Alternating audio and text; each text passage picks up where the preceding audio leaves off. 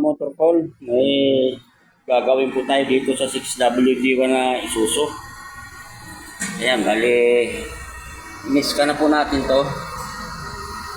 Bali, ang lumabas sa scanner, ito po yung AGR na to. AGR1 at saka AGR2. Bali, malfunction po yung yung valve niya. Yun ang sinasabi sa scanner natin. Kaya ngayon sa motor ko tatanggalin natin. Tatanggalin po natin itong AGR, yung dalawa na, AGR1 at saka po. Yan po, dalawa kasi ang AGR po nito. Yung na yan. Yung sensor niya, yan, dalawa, hindi sa likod ng isa. Ayan, balik tinanggal na po natin ang isa. Yan. Disconnect na natin yung niya.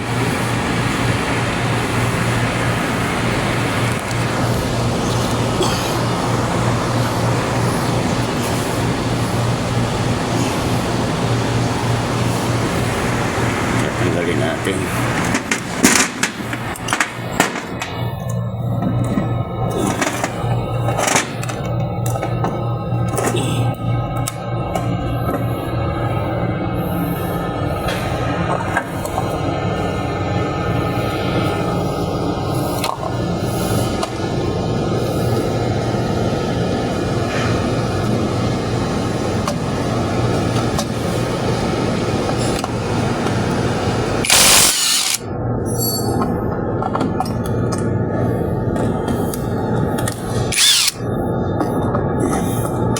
Isa, parang di kaya.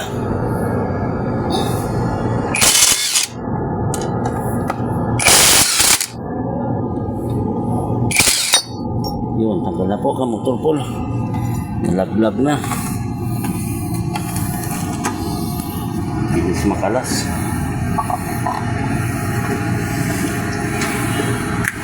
Yan yung sinasabi niya na may sira. Yung motor pool napakarumi. Ha? Ano na? Oh, sige, sige. Yung motor po, grabe yung dumi. Ayan. Talaga naman. Talagang, may dumi po siya. Ano na?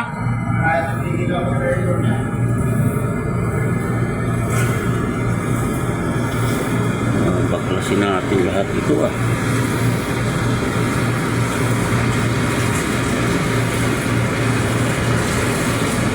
May po siya. Ayan.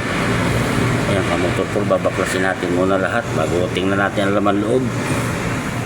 Kailangan natin lambingin ito. Kailangan natin initin natin yan bago natin buksan. Isa pa lang pumbot ang natatanggal, yung pinakailalim. Hindi sa kabila, okay lang. Dahil hindi nagbabaga po yan ng tambutso Hindi umiinit na maigi. Dito, sa itaas, sa baba, matigas. Ang pagkamotor po, marumi.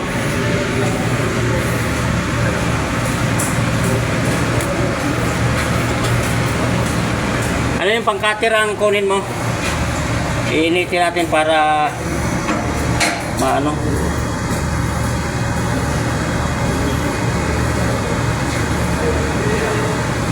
lumambot, matanggal. Pagpilitin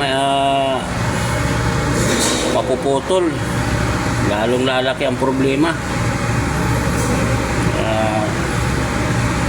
Bigyan natin ng diskarte.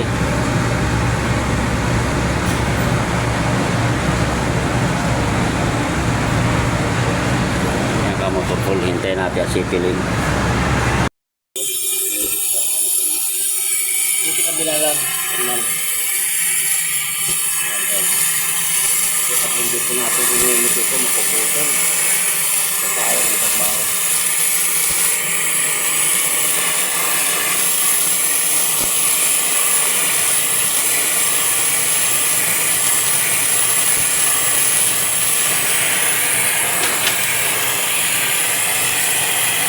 Tama.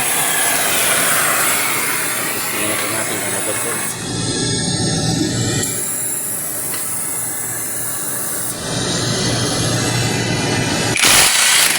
Yun. Tanggal na ka motor ko. Yan, kanya lang diskarte.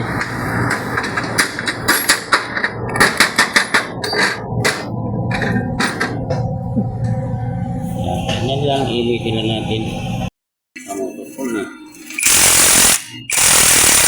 Yun, tanggal na natin ang motor ko. Init lang, diskarte lang.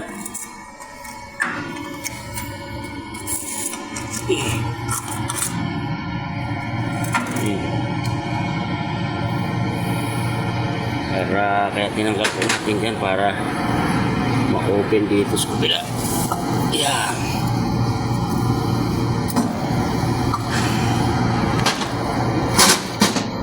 Yan, para ma-open natin dito. Yan, kita na po. Yan.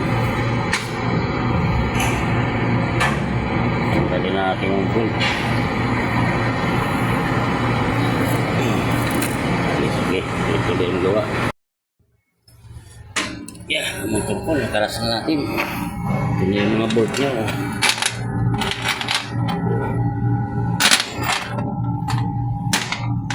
Yan, tingnan natin po. Yan. Yan. Nakaras na natin. Ibig yan.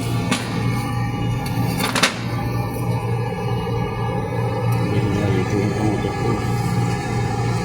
Tingnan natin ito ngayon, ang laman loob nito.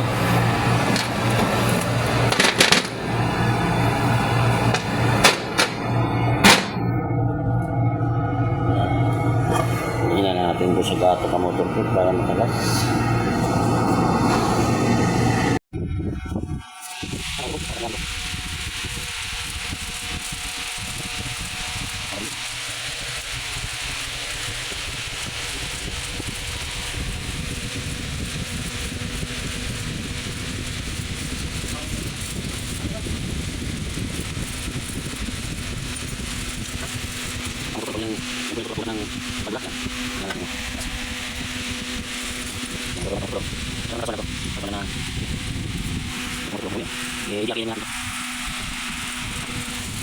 Motor ko, hirap din bunutin ito. Kaya ang ginawa ko natin, inispatan natin. Tapos, pinalo pa taas. Kaya tanggal na po natin. Kaya, napurma na ka motor ko. Bali, tatanggalin po natin. Lilinisin. Ayan, napurma na ka, parang balbula. May valve block din siya, kaya dismantle din natin yan, isasimbol natin. Ayan, mamaya kamutupol, makikita natin. Ayan, kamutupol. Valve block talaga, oh. Tinanggal natin dito, oh. Ayan. Yan po ang loob ng, ng EGR. Ayan. Para ka rin nagtanggal ng balbula.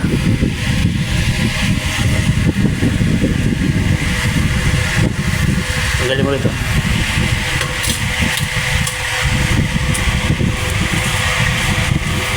Makikita natin yung dito ang laman loob po nito. Ilagay mo na yun, ilagay mo na doon lahat. Yung balbula, yung valve block na yan, ano mo sa plastic para hindi mo magano ka ng plastic. Gano'n ka ng plastic, ibalot mo yan.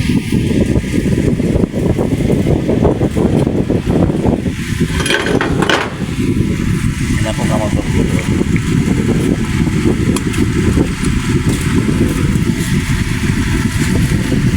Lawang na. Hirap na tanggalin.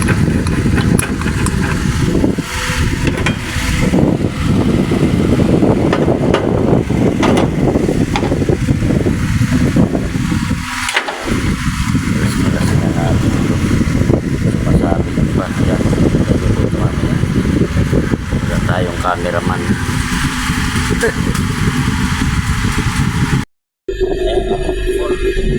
Grabe po.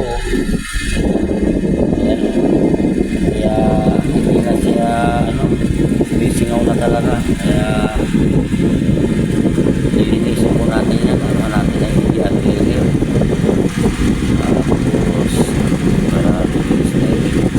kumukuha na po ng mga carbon. Yan po ay pagtatsaga natin dito. Ayan. Ayan, kamotor Paul. Nalinis na po natin itong EGR. Ito po yung mga check valve niya, oh, yung pinakabalbula. Yan, nalinis na yan loob niya. Yan. Yung parang valvula style. Kabilaan dalawahan. Ayan, sa loob ng isa. Ayan po, nag-low power ito. Bali ang RPM lang niya, 15. Dapat 20. Kaya napaka hina, hindi kayang humatak na mga sobrang na mabigat na kargamento. Ayan, ngayon po nalinis naman natin. Nakita natin nung bago linisan na ubod ng dumi po ito. Ayan, ngayon nalinis na natin. Pero ganun pa man, i-sprayan pa po natin ito ng EGR cleaner. Hinihintay lang po natin bago i-salpak. Yan, kamotor Paul. Ito pang isa, oh, yan, dumi-dumi, oh. Kasi dalawa pong EGR nitong 6WD1. Yan, ito pong lumabas sa tawas. Lumabas sa tawas, EGR. Ayan, malfunction. Yan po ang dumi, oh. Kaya papalinis po muna natin bago natin ibalik. Tapos i-spray ng EGR cleaner. Ayan, kamotor Paul. Malalaman natin ito pag kinabit na kung talagang umaabot na ng 20 ang RPM niya. Ayan, kamotor Paul. Ayan, kamotor Paul. Bumili tayo ng pang cleaning sa EGR cleaner. Ayan, ihaya mo tapos isprayan mo. Yan sa butas na. Ayan, kamotor Paul, tingnan natin. Yan, maganda pang linis ko ito. Para sigurado po malinis ang Yan muna. Iangat mo. Tusukin mo doon para lumabas. Yung piston. Saan ba mo Yan. Yan, kamotor ko rin.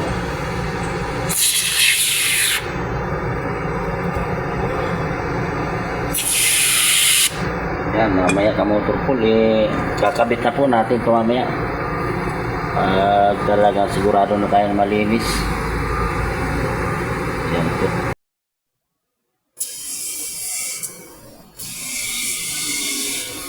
Balik ka rin mo. Yan.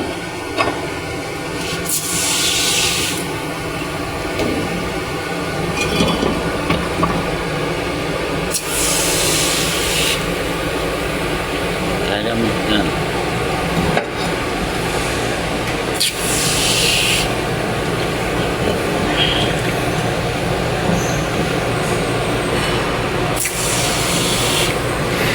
Okay na yan.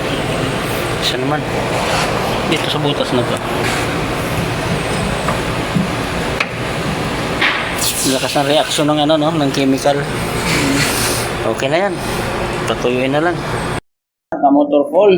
Natapos na po natin. Ito na siya. Sabit na natin, oh. Ayan. Ayan, oh. Sabit na natin yan.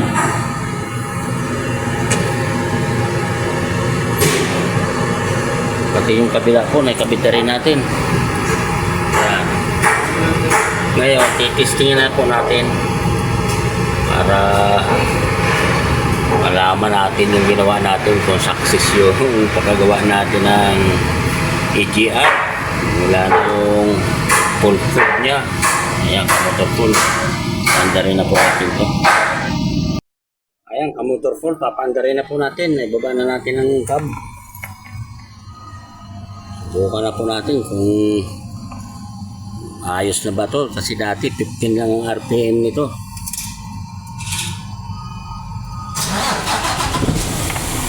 Yan, umandar na, kamotor Paul. Ang RPM niya, titingnan po natin. Dapat ang RPM po nito 20. Dati 15 lang, kaya nahirapan humatak, di kaya. Akyatin muna natin ang langis. Pakyatin muna natin.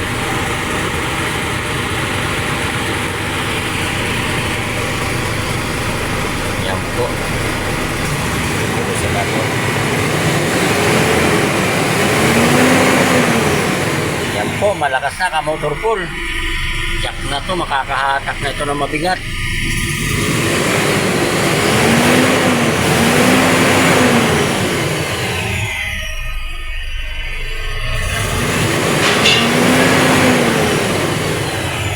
Yan, sakto na po, 20. Okay na, gawa din natin na maayos. Success ang ginawa po natin kami tungkol. Okay na yan.